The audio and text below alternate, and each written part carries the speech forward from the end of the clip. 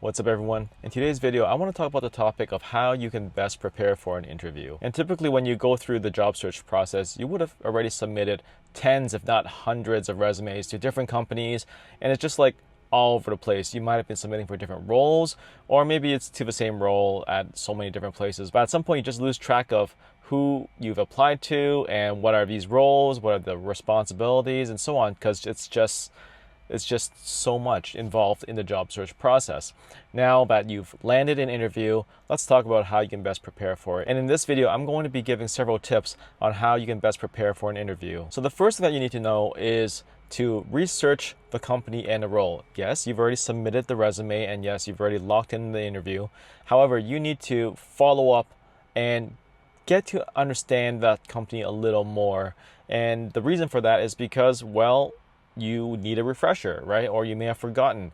And therefore, looking into the JD, double checking your resume and seeing, hey, what are the strengths of your resume and what made them reach out to you in the first place for that interview, and just digging a little deeper and understanding, hey, this is what attracted them to me, and therefore I need to really verify, really nail those things home so that they are comfortable in moving forward with my candidacy. So number one, making sure that you know what that you can do. Now, the second thing that you got to understand is the why, right? And why do you want to work at that company? Why are you a fit for them? And so that comes down to understanding the company's mission, understanding their vision, understanding their history, and so on. What are they working on? What are their goals? What's the trajectory of the company, and so on. And these are really things that can really help you separate yourself from candidates who have not done the research. And believe me, there are many that do not do this kind of research. So understanding the what and the why are the relatively easy parts that you can do from your desk in preparation for the interview. Now, the other last piece is the how do you fit with the team.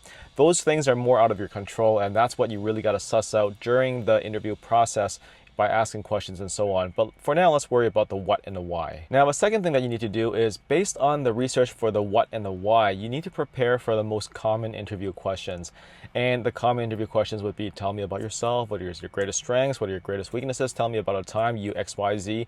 There are a bunch of them, and it's pretty easy to find. So just do a quick Google on the most common interview questions so that you can prepare accordingly for them. Because for every company and for every role, you might need to tailor it and tweak it a little bit to adapt to that particular role. So just make sure that you've actually put in the reps so that you've adjusted some of your answers to those questions. And a common framework that everyone knows by now, which is tried and true, is the STAR method. And if you don't know it, just do a quick Google. Basically, it's situation, task, action, and result. And having this kind of framework, whenever you answer every question, can really help ground it. So as an interviewer, when I've done interviews in the past, one thing that I've noticed is when people give me an answer and they're kind of like all over the place, it's really difficult to track. And think about it this way: if hiring managers or recruiters are interviewing for this role, basically they're going through many candidates. The ones who do their due diligence will speak to easily 5, 10, 20 people. And therefore, their attention span is actually very limited because they usually cram all these people in a short window.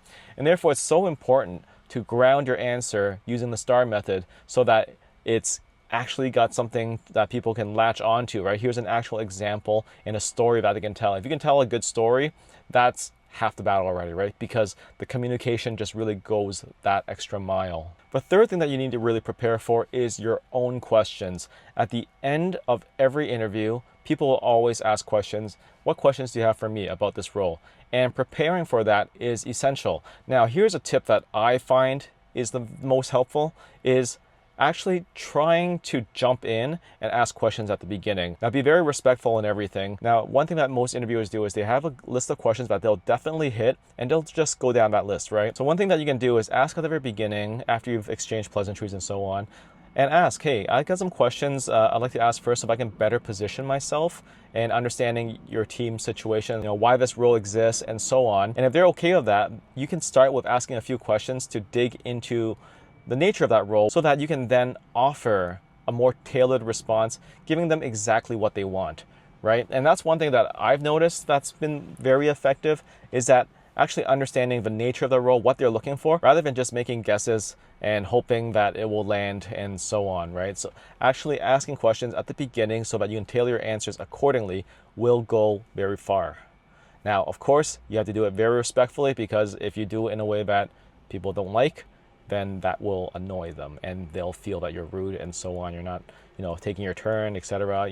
Everyone's a little bit different in how they approach interviews. But by preparing your own questions and asking them at the beginning, it shows that you're engaged, it shows that you're interested, and it shows that you're enthusiastic, as long as you're doing it the right way. And things that you definitely want to ask is, what are the day-to-day responsibilities?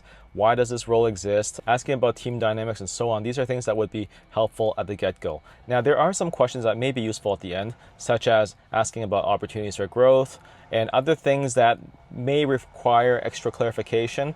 But there are some pieces at the beginning that would be particularly helpful, like I mentioned before. The next thing that you need to do is to make sure that you're dressed appropriately and you're punctual. Nowadays, a lot of interviews take place over Zoom, so it's easy to be punctual in that case.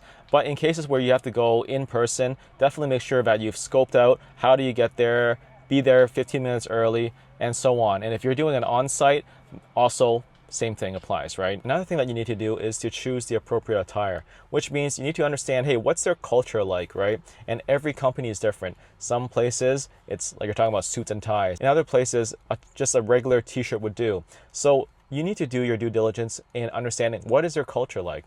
And so an easy way to do that is to go to their website on LinkedIn and take a look at some of the company pictures that are in place. And based on those pictures, dress probably around half a notch higher than what are in those pictures. And this is to show that you are a culture fit while also being respectful of the interview process. Finally, the last thing that you need to do is to make sure that you have everything that you need in the interview process. And perhaps that means having extra resumes on hand if you are going in person, or perhaps having the right resume, because if you're on a job market, you might have created a bunch of different resumes. So make sure you have the right one that you submitted for this particular position. Another thing that you may want is work samples or pieces of your portfolio to share with others and just to showcase your work. And last but not least, definitely bring a pen and notepad to write your notes on. And no, do not use your cell phone, because it's just subconsciously now, if you look at anyone holding a cell phone and tapping away, it's just connected to not paying a lot of attention to the event at hand, right? So definitely you don't want to signal that, even if it's subconscious.